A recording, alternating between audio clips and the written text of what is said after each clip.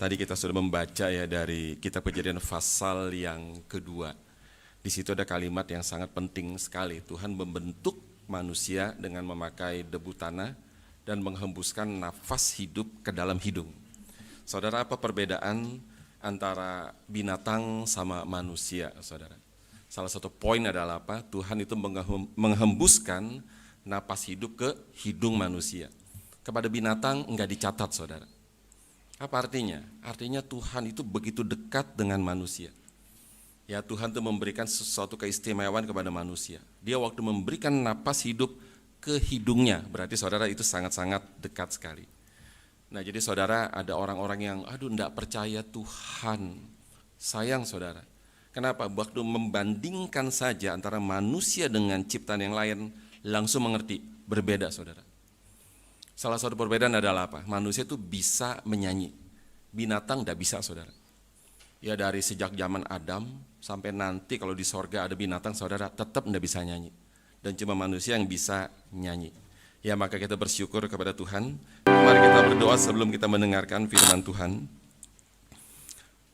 Tuhan, kami bersyukur kami boleh memuji-muji Tuhan, dan Kau memberikan nyanyian kepada kami, dan juga memberikan nyanyian ke dalam hati kami, dan kami keluarkan melalui mulut kami. Kami bersyukur kepada Tuhan yang memberikan nyanyian-nyanyian kepada kami, dan kami juga bersyukur kepada Tuhan karena Engkau masih mau berbicara kepada kami. Kiranya Tuhan, Engkau berbicara, kami mendengar, dan berkatilah hamba-Mu ini. Dalam nama Tuhan kami Yesus, kami berdoa. Amin. Silakan duduk. Saudara, hari ini kita akan membahas dari 2 Samuel pasal yang kelima, ayat 11 hingga ayat yang ke-25. Kalau saudara perhatikan, saya memberikan judul khotbah, yaitu Istana, Rumah Tangga, dan Kemenangan Daud. 3 poin, saudara. Ini 3 poin yang sangat penting dari kehidupan Daud di dalam perikop ini, yang akan berhubungan erat dengan pasal-pasal berikutnya, sampai pasal yang terakhir, yaitu pasal ke-24. Mari kita membuka dari 2 Samuel pasal 5 ayat 11 hingga ayat yang ke-25. Kita membaca secara bertanggapan. Hiram, raja negeri Tirus, mengirim utusan kepada Daud dan kayu aras, tukang-tukang kayu dan tukang-tukang batu. Mereka mendirikan istana bagi Daud. Lalu tahulah Daud bahwa Tuhan telah menegakkan dia sebagai raja atas Israel, dan telah mengangkat martabat pemerintahannya oleh karena Israel umatnya. Daud mengambil lagi beberapa gundik dan istri dari Yerusalem setelah ia datang dari Hebron, dan bagi Daud masih lahir lagi anak-anak lelaki dan perempuan. Inilah nama anak-anak yang lahir bagi dia di Yerusalem: Syamua, Sobab, Natan, Salomo, Yipar, Elisua, Nefek, Yafia, Eliada, dan Elifelet. Ketika didengar oleh orang Filistin bahwa Daud telah diurapi menjadi raja atas Israel, maka majulah semua orang Filistin untuk menangkap Daud. Tetapi Daud mendengar hal itu, lalu dia pergi ke kubu pertahanan. Ketika orang Filistin itu datang dan memencar di lembah Refraim, bertanyalah Daud kepada Tuhan, apakah aku harus maju melawan orang Filistin itu? Akan kau serahkankah mereka ke dalam tanganku? Tuhan menjawab Daud, majulah, sebab aku pasti akan menyerahkan orang Filistin itu ke dalam tanganmu. Lalu datanglah Daud di Baal Perasim dan memukul mereka kalah di sana. Berkatalah ia, Tuhan telah merobos musuhku di depanku seperti air menerobos. Sebab itu orang yang menamakan tempat itu Baal Perasim. Orang Filistin itu meninggalkan berhalanya di sana, lalu Daud dan orang-orangnya mengangkatnya. Ketika orang Filistin maju sekali lagi dan memencar di lembah Refaim, maka bertanyalah Daud kepada Tuhan, dan dia menjawab, janganlah maju, tetapi buatlah gerakan lingkaran sampai ke belakang mereka, sehingga engkau dapat menyerang mereka dari jurusan pohon-pohon kertau. Dan bila engkau mendengar bunyi derap langkah di puncak pohon-pohon kertau itu, maka haruslah engkau bertindak cepat, sebab pada waktu itu Tuhan telah keluar berperang di depanmu untuk memukul kala tentara orang Filistin. Dan Daud berbuat demikian seperti yang diperintahkan Tuhan kepadanya. Maka ia memukul kalah orang Filistin dari Geba sampai dekat Geser. Demikian pembacaan firman Tuhan. Saudara, sesudah membaca bagian ini, saudara, kita mempunyai gambaran sekilas tentang 3 poin yang tadi sudah saya katakan. Pertama adalah apa, saudara? Pertama tentang istana Daud. Kedua tentang rumah tangga Daud. Ketiga tentang kemenangan Daud atas Filistin ketika dia menjadi raja Israel. Saudara, dari ketiga poin itu kalau kita tidak membaca dengan cermat, saudara, maka kita melihat tidak ada negatif-negatifnya. Semuanya positif, saudara. Tetapi kalau kita membaca dari pasal-pasal berikutnya, saudara, di mana Daud dia jatuh ke dalam dosa sangat fatal. Yaitu dia mengambil istri dari prajuritnya yang sangat-sangat setia. Saudara, prajuritnya itu bukan orang Israel, itu orang Het. Orang Het adalah musuhnya orang Israel. Dan kemudian saudara, ini prajurit bernama Uria, orang Het, dia begitu setia kepada Daud, saudara.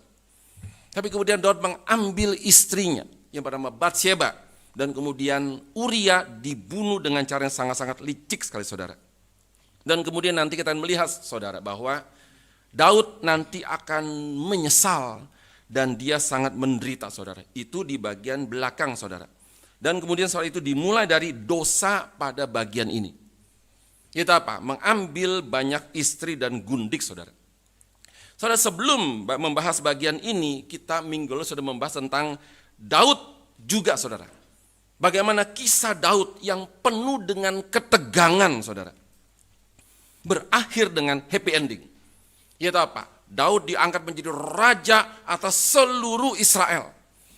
Saudara, sebelumnya Daud hanya menjadi raja atas sukunya sendiri, yaitu suku Yehuda. Dan Tuhan mengatakan pada Samuel, urapi dia, karena aku akan mengangkat dia menjadi seorang raja, saudara, menggantikan Raja Saul. Tetapi saudara, yang Tuhan katakan kepada Samuel, urapi dia menjadi raja, saudara. Dan kemudian diurapi, tetapi tidak semudah itu, saudara. Kenapa? Karena Daud harus dibentuk Tuhan dengan pembentukan yang luar biasa, sangat-sangat keras, saudara.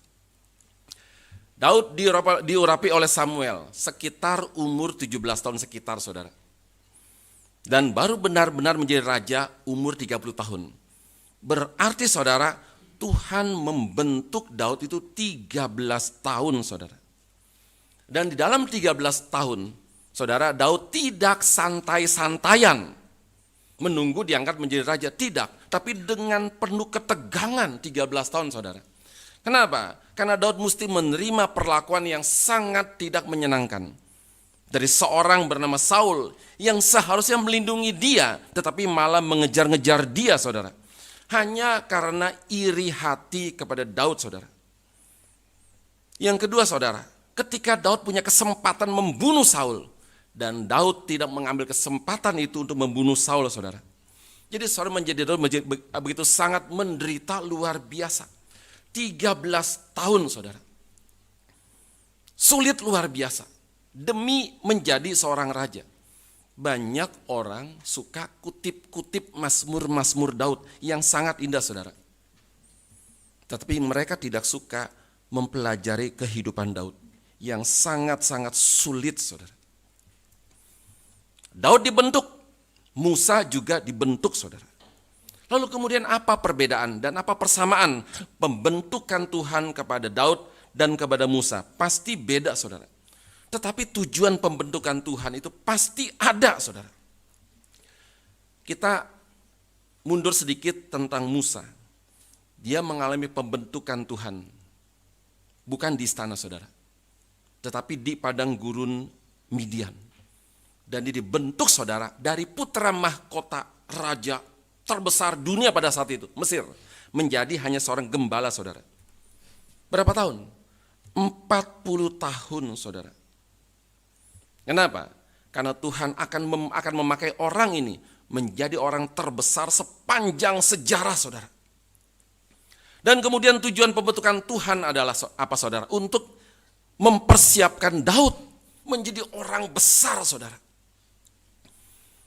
Ada satu pepatah Chinese mengatakan bahwa jikalau langit ingin memakai seorang manusia menjadi orang besar, maka orang itu akan dikasih banyak air mata, akan dibuat sulit, tidak mungkin hidupnya lancar, tidak mungkin hidupnya enak, dibuat sulit saudara. Kenapa?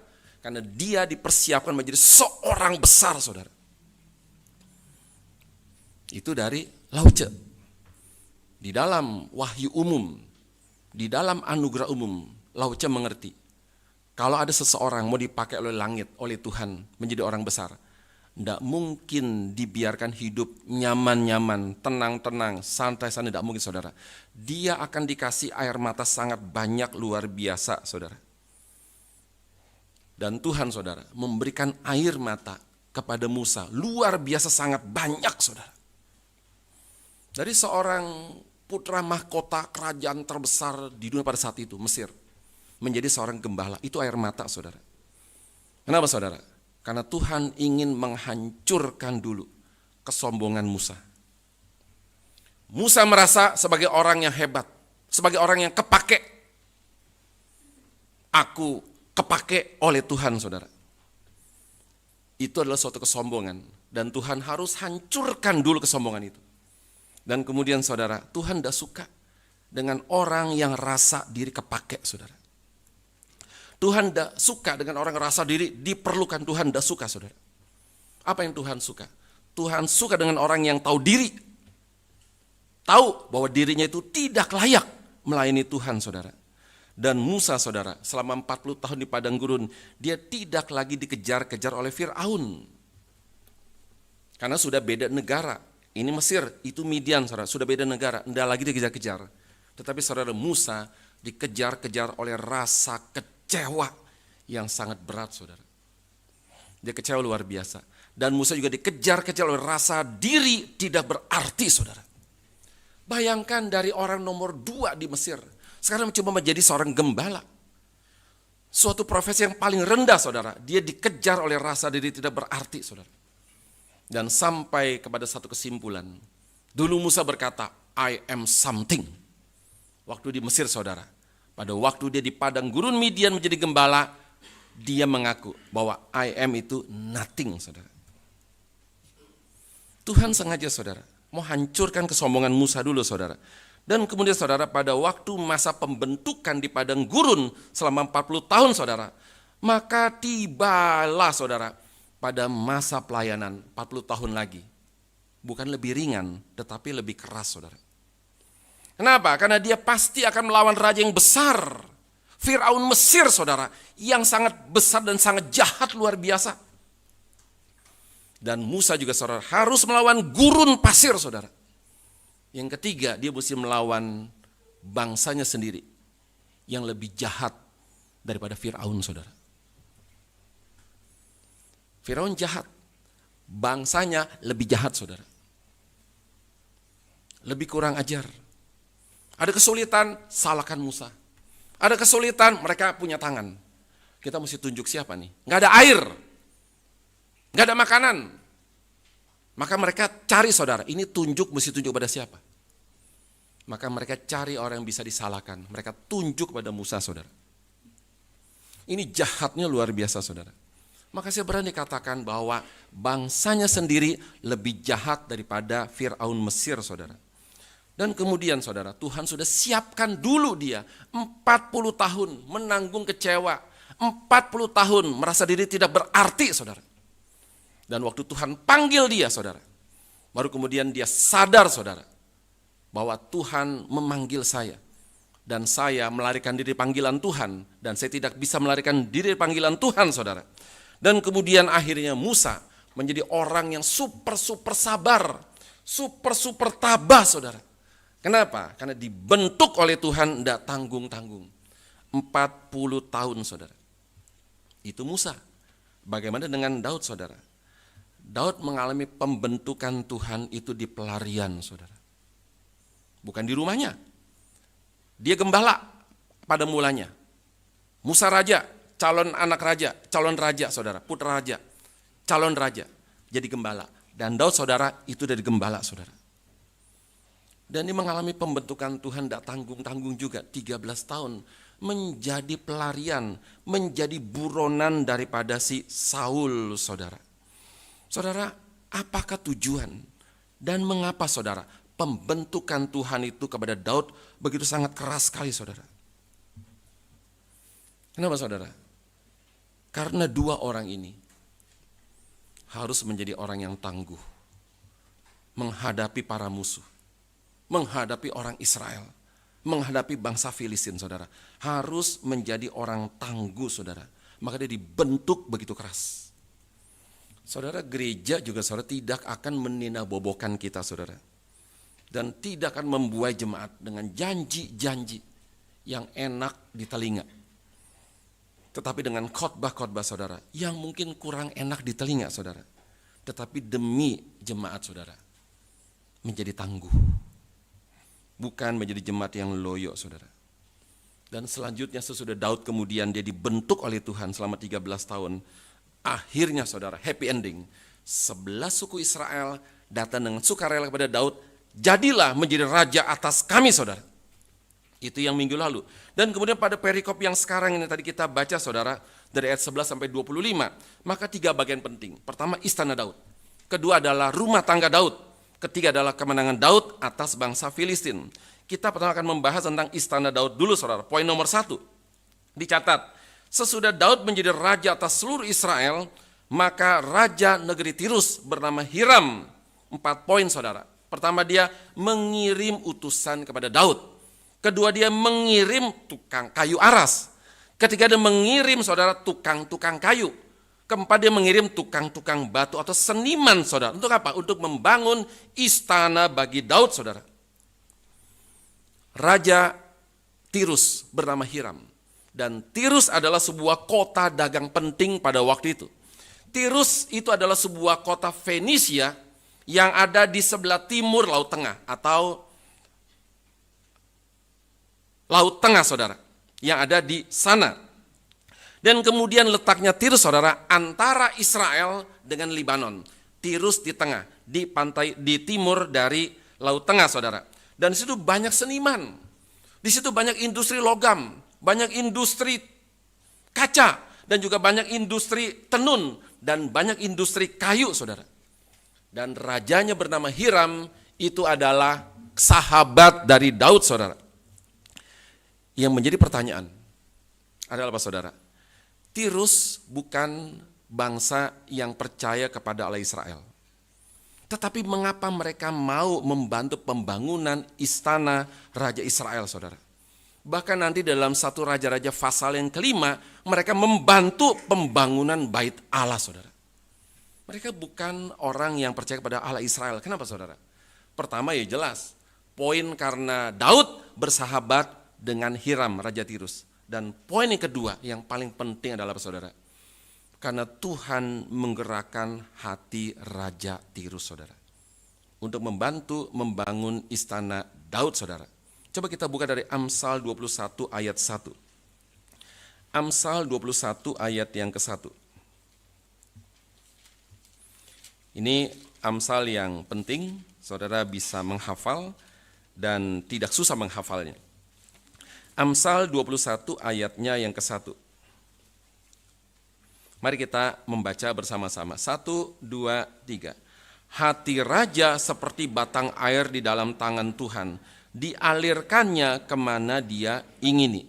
Hati raja, termasuk Raja Hiram, seperti batang air di dalam tangan Tuhan, dialirkannya kemana ia ingini, saudara. Dan kemudian, saudara, sesudah kemudian Daud melihat Hiram, Raja Tirus, membangun istananya. Maka dalam ayat ke-12 dari 2 Samuel pasal yang kelima, saudara, dicatat, lalu tahulah Daud bahwa Tuhan telah menegakkan dia sebagai raja atas Israel dan telah mengangkat martabat pemerintahannya oleh karena Israel umatnya. Saudara, di sini ada kalimat penting, yaitu apa, saudara? Yaitu oleh karena Israel umatnya. Apa artinya, saudara? Artinya adalah bahwa Allah meninggikan Daud bukan untuk Daud, tetapi untuk melayani umat, saudara. Raja diciptakan untuk umat. bukannya umat untuk raja, saudara. Presiden dipilih oleh rakyat untuk melayani rakyat, bukan sebaliknya, saudara. DPR, DPRD dipilih oleh rakyat, saudara, untuk melayani rakyat, bukan sebaliknya, saudara. Dan kemudian, saudara, pendeta, pengurus gereja, saudara, untuk melayani jemaat, bukan minta dilayani jemaat, saudara. Saya minta dengan hormat para pengurus gereja, layani jemaat. Jangan minta dilayani, saudara. Kenapa? Karena kita dipanggil untuk melayani, saudara, bukan untuk dilayani. Itu pendeta sama pengurus. Bagaimana jemaat, saudara? Sama, saudara. Jemaat juga harus saling melayani, saudara. Harus saling melayani dan juga melayani, saudara. Dan bukan sebaliknya, saudara.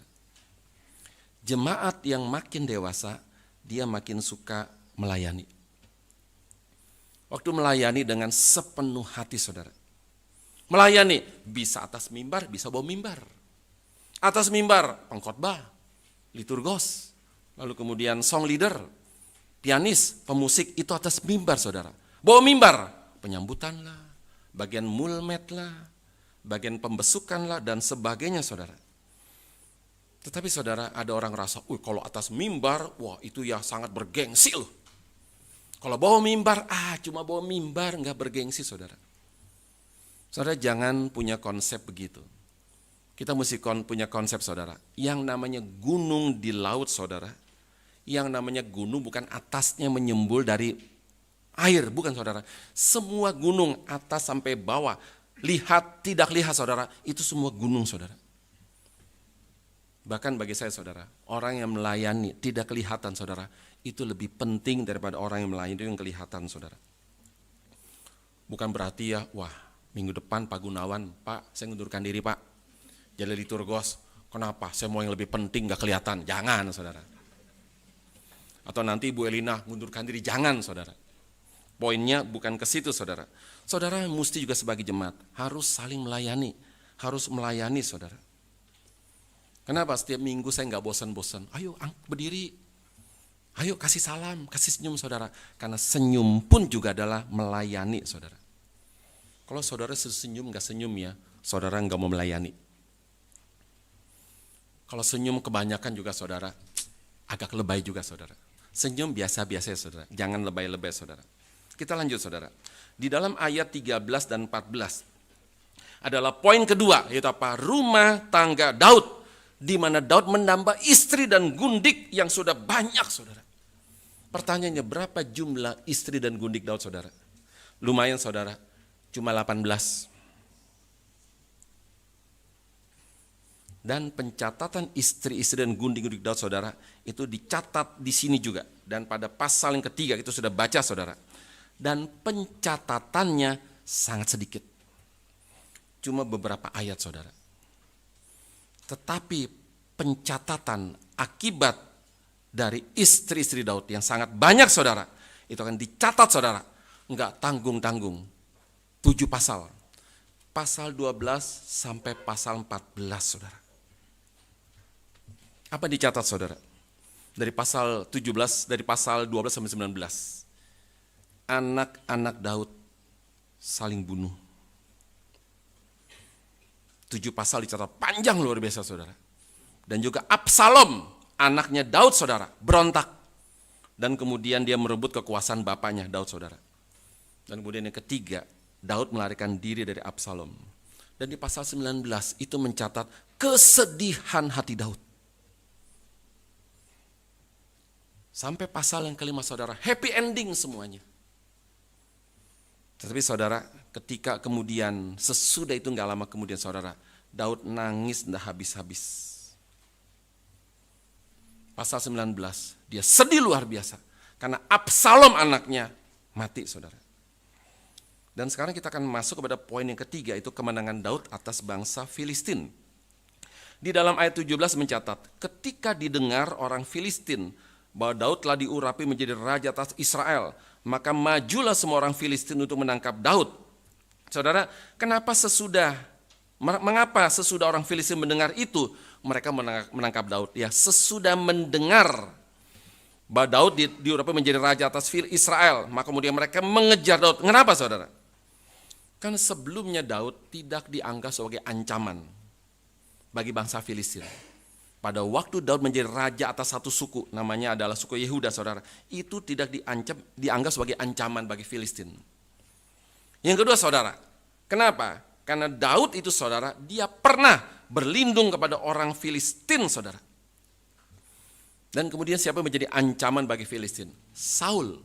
Karena Saul menjadi raja atas 11 suku Israel, saudara. Itu menjadi ancaman bagi bangsa Filistin. Dan kemudian, saudara, Daud tidak dianggap menjadi ancaman bagi bangsa Filistin, saudara. Kenapa, saudara? Karena Daud pernah datang kepada bangsa Filistin, kepada Raja Akis, saudara. Dan diterima oleh Raja Akis, Raja Filistin atau Gad, saudara. Kenapa? Karena berlaku suatu pepatah, musuh dari musuhku adalah temanku. Raja Filistin musuhan sama Saul. Daud musuhan sama Saul, saudara. Maka kemudian ketika Daud datang kepada Raja Filistin, nah ini musuh dari musuhku menjadi temanku, saudara. Padahal sama-sama musuh, saudara. Tetapi musuh dari musuhku adalah temanku. Juga terjadi di Indonesia, saudara. Partai A berkoalisi sama Partai B. Partai A dan Partai B, saudara, tidak berkoalisi sama Partai C dan Partai D, saudara. Kemudian dalam Partai A berkhianat kepada Partai B. Dan akhirnya, saudara, Partai B berkoalisi sama Partai C atau Partai D, saudara. Maka berlaku sistem, saudara. Musuh dari musuhku adalah temanku, saudara. Dan kemudian, saudara, sekarang Daud menjadi musuh orang Filistin. Kenapa? Saul sudah mati. Sekarang Daud pengganti Saul. 12 suku. Sekarang dia jadi musuh saya, saudara. Saudara, kalau misalnya musuh dari musuh teman kita, saudara, tidak bisa menjadi, musuh dari musuh kita, saudara, itu tidak boleh menjadi teman kita, saudara. Musuh, ya musuh. Teman, ya teman, saudara. Kenapa? Sudah terjadi ketidaksetiaan. Kalau dia tidak setia kepada situ, dia juga akan tidak setia kepada saya, saudara. Sama, saudara. Dan kemudian di dalam ayat ke-19 Daud bertanya kepada Tuhan. Begini kalimatnya, apakah kau harus maju melawan orang Filistin itu? Poin kedua, akan kau serahkankah mereka ke dalam tanganku? Tuhan menjawab, majulah sebab aku pasti akan menyerahkan orang Filistin itu ke dalam tanganmu. Saudara, Daud mengandalkan Tuhan, saudara. Dulu Daud cuma pegang satu suku, sekarang 12 suku. Dulu Daud kecil, sekarang besar, saudara.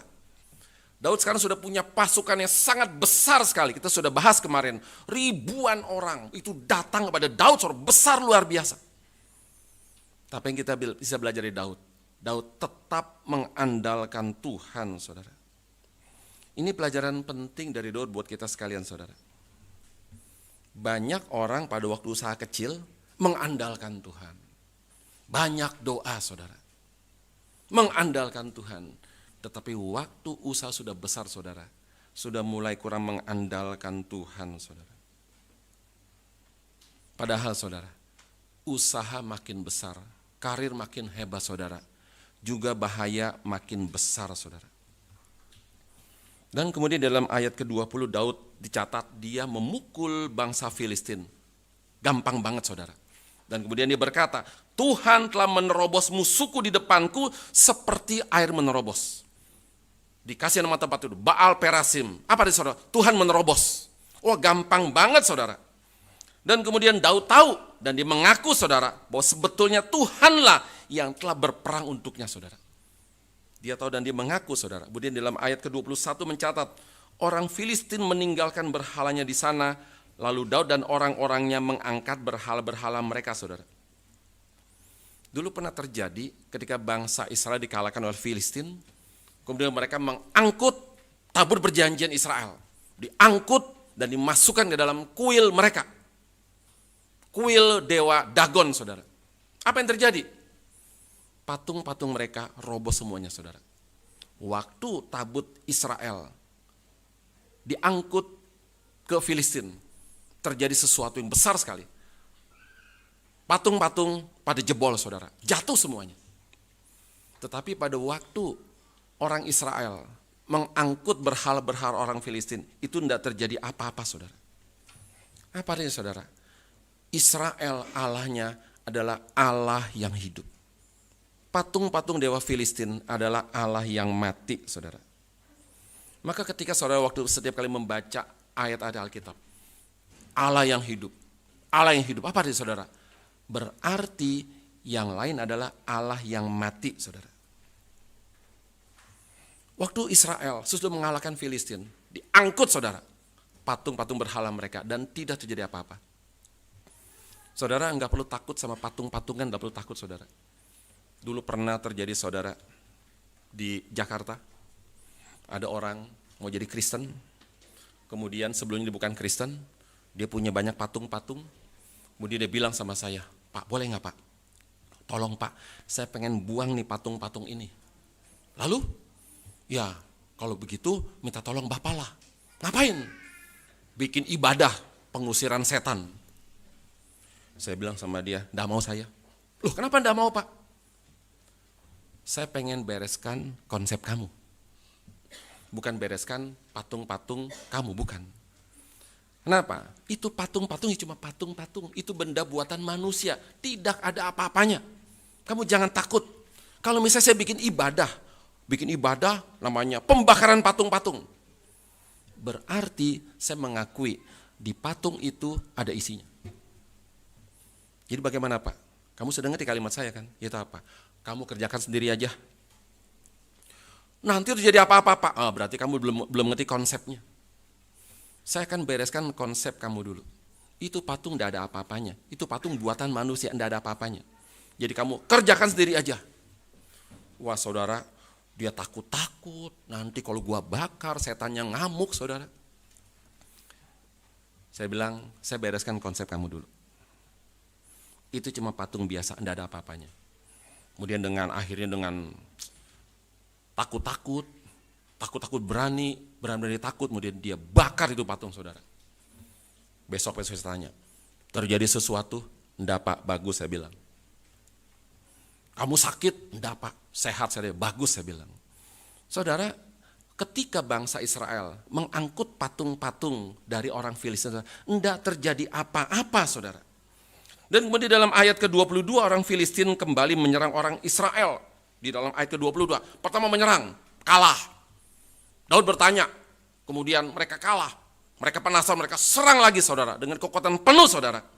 Dan kemudian sesudah itu akhirnya Daud bertanya lagi kepada Tuhan, saudara. Apa nih, saudara? Daud betul-betul mengandalkan Tuhan, dia bertanya lagi kepada Tuhan. Dan kemudian, saudara, dia tidak mengandalkan pengalaman. Kalau dia andalkan pengalaman, saudara, pertama dia tanya Tuhan, Tuhan hajar kata Tuhan. Kemudian menang, kemudian diserang lagi, saudara, pasti hajar lagi, saudara. Tapi Daud tidak, dia tanya lagi kepada Tuhan. Dan benar saja, saudara, sekarang strateginya lain dengan strategi yang pertama, saudara. Tuhan menjawab, jangan maju, tetapi buatlah gerakan lingkaran sampai ke belakang mereka, sehingga engkau dapat menyerang mereka dari jurusan pohon-pohon kertau. Saya lagi bingung, saudara, ini pohon kertau apa, saudara? Saya coba cari-cari di kamus, juga coba cari-cari di beberapa tafsiran kitab-kitab Inggris, saudara.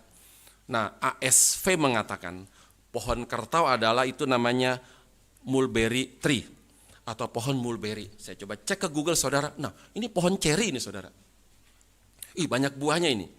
Tapi saudara, juga ada tafsiran yang lain, beda-beda, saudara. Apa yang paling penting adalah, saudara, pohon, saudara.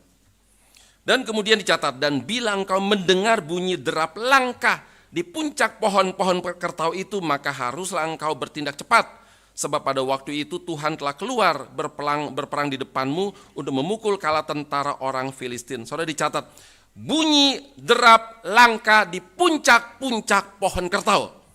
Oleh siapa saudara? Itu oleh Tuhan saudara. Kalau kamu mendengar derap langka di puncak pohon-pohon kertau, itu dari Tuhan saudara. Apa hasilnya saudara? Daud kembali mengalahkan orang Filistin. Kita boleh tepuk tangan luar biasa saudara. Di sini saudara, Daud bertanya kepada Tuhan 2 kali saudara. Dan Tuhan menjawab. Tetapi ada tetapinya. Yang mau saya soroti adalah apa saudara? Tentang poin kedua tadi saudara. Yaitu Daud mengambil istri-istri lagi. Daud mengambil gundik-gundik lagi saudara. Dan pada akhirnya saudara, penderitaan pedih harus Daud tanggung. Anak-anaknya saling bunuh saudara. Apa yang sangat disayangkan? Daud happy ending. Di dalam pasal kelima saudara. Menjadi raja seluruh Israel, happy ending saudara. Punya kuasa besar. Tapi di saat yang sama saudara, dia juga punya pemuasan birahi yang sangat besar saudara.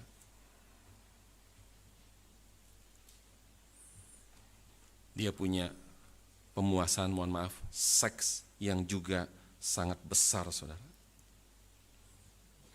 Dan Daud mengambil istri-istri lagi. Daud mengambil gundik-gundik lagi saudara. Dan Daud sudah melanggar Ulangan pasal 17 saudara. Mari kita baca Ulangan pasal 17 ayat 14 dan 17. Daud pasti tahu ayat ini saudara. Ulangan 17 kita baca ayat 14 dan 17.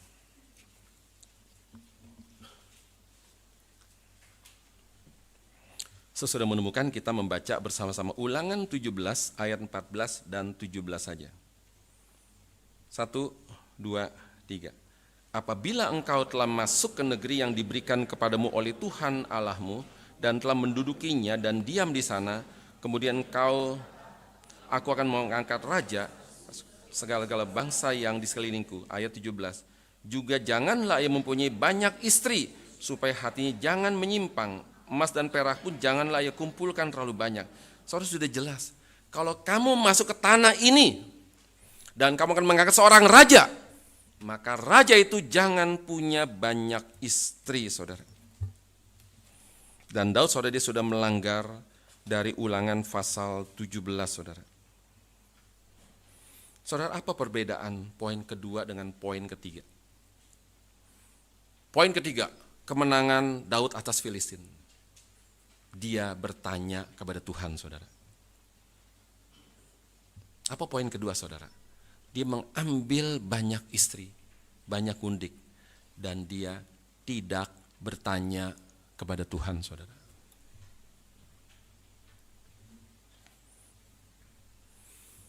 Mungkin Daud tahu ya, kalau gua tanya Tuhan, Tuhan boleh nggak ambil istri lagi? Daud tahu jawabannya, nggak boleh saudara. Maka dia nggak tanya sama Tuhan saudara. Dia tahu Tuhan nggak jawab, nggak boleh. Saudara, di sini kita bisa melihat pelajaran yang sangat penting saudara. Ini apa saudara? Jangan tanggung-tanggung. Mau tanya, tanya semua saudara. Mau tidak tanya, tanya. Semua tidak tanya saudara. Waktu dia perang, dia tanya sama Tuhan 2 kali. Pada waktu saudara, dia mau mengambil istri, dia tidak bertanya kepada Tuhan saudara. Nanti saudara waktu baca pasal 12 sampai 19, kita baca bisa nangis-nangis saudara. Penderitaan Daud luar biasa saudara. Kenapa?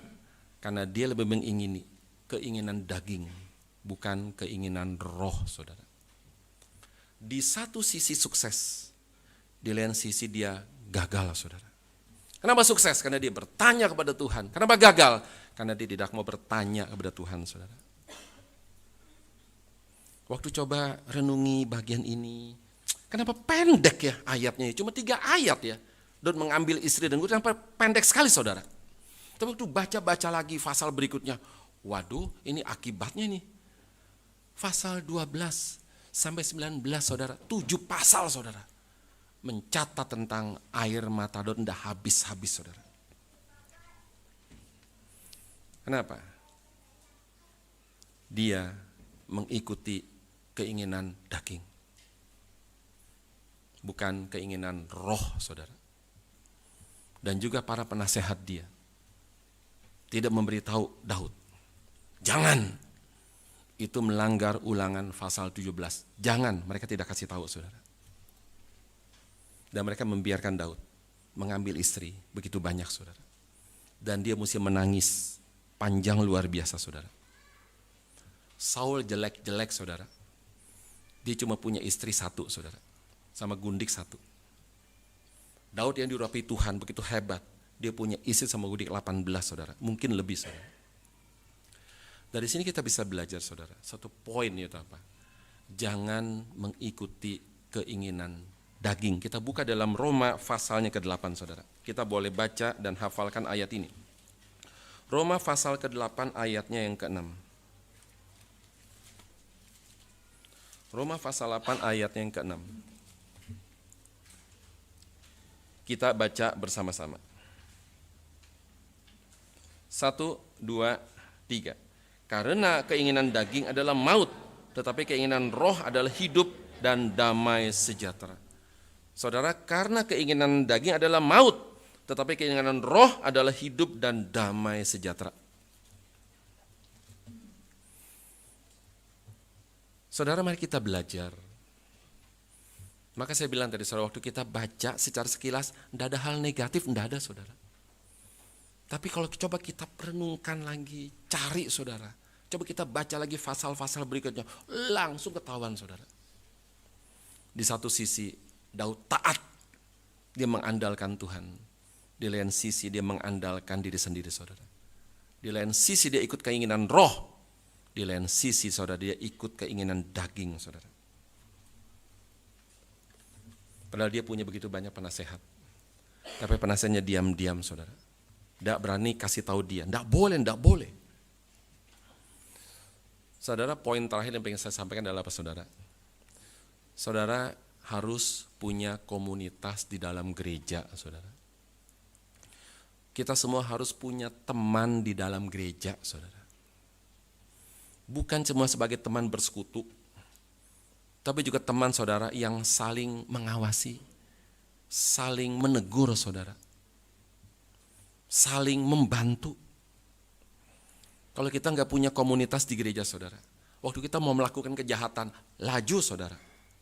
Tapi kalau kita punya komunitas di gereja, saudara, teman bisa ingatin kita, saudara. Teman itu apa ya, saudara? Menjaga kita. Itu namanya satpam gratis, saudara. Ya, teman itu penjaga kita, saudara. Itu namanya satpam gratis, saudara. Mari kita, saudara, kita belajar dari Daud kelebihannya dan juga belajar dari Daud kelemahannya, saudara. Yang lebihnya kita ambil, saudara, bergantung penuh kepada Tuhan. Kelemahannya ya kita buang, saudara. Kelemahannya dia pengen mengambil banyak istri, ya jangan diikut, saudara. Saudara, Alkitab mencatat ini, saudara. Wih, Daud ya begitu, saudara. Bukan untuk kita ikuti, tapi untuk menjadi pelajaran buat kita, saudara. Kenapa, saudara? Karena begitu sangat rawan, sangat bahaya, penuh dengan air mata di belakang, saudara. Bayangkan ya, anak saling bunuh, saudara. Saling bunuh. Amnon bunuh, Adonia bunuh, saudara. Absalom bunuh, saudara. Kenapa? Karena itu tadi, saudara, tidak bertanya kepada Tuhan waktu mau mengambil istri, saudara. Saudara, waktu kita membaca Alkitab, kita harus baca secara teliti. Saudara, ada begitu banyak yang tersirat lebih daripada yang tersurat, saudara. Yang tersurat kita baca baik-baik. Juga kita mesti ketemu yang tersirat, saudara. Kenapa? Karena Alkitab ya Alkitab. Ada tersurat, ada tersirat. Orang pinter bisa membaca yang tersirat, saudara. Supaya apa? Supaya kita merenungi. Supaya kita jangan melakukan apa yang sudah dilakukan oleh Daud, saudara. Semoga khotbah pada hari ini mengingatkan, menegur, dan juga menguatkan kita, dan juga saudara menjaga kita sekalian. Mari kita berdoa.